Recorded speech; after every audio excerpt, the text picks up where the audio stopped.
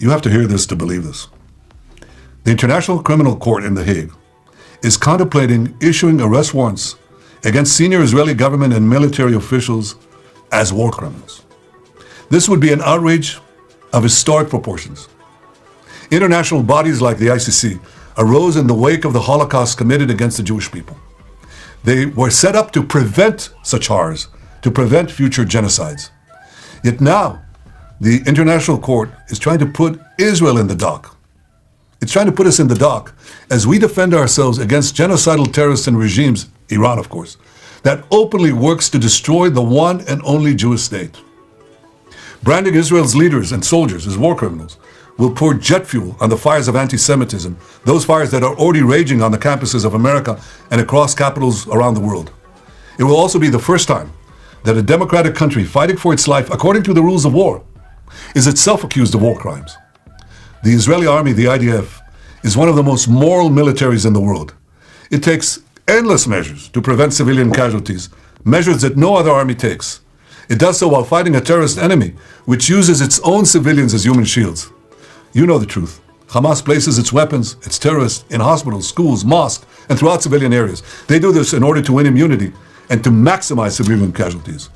So while Hamas shows no care for the lives of Palestinians and steals humanitarian aid meant for civilians, Israel is facilitating a surge of humanitarian assistance to Gaza.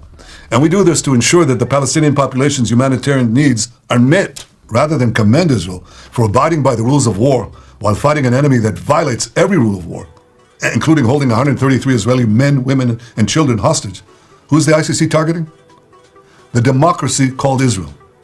And in targeting Israel, the ICC would be targeting all democracies because it would be undermining their inherent right to defend themselves against savage terrorism and wanton aggression. Clearly, this threat by the ICC is not an attempt to enforce the law.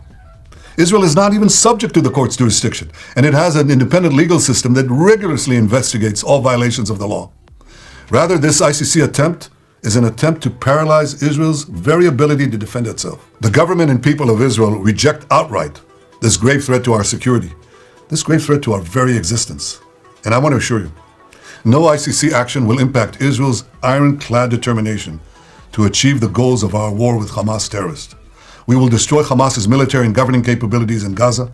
We will release all our hostages, and we will ensure that Gaza never poses a threat to Israel again. Israel expects the leaders of the free world to stand firmly against the ICC outrageous assault on Israel's inherent right of self-defense. We expect them to use all the means at their disposal to stop this dangerous move. 6 months after the terrible Hamas massacre of October 7th, 80 years after the horrors of the Holocaust, the Jewish state calls on decent people everywhere to reject this outrage by the ICC, to stand with Israel as we fight the barbarians of Hamas and Iran, and as we work to secure a more peaceful world.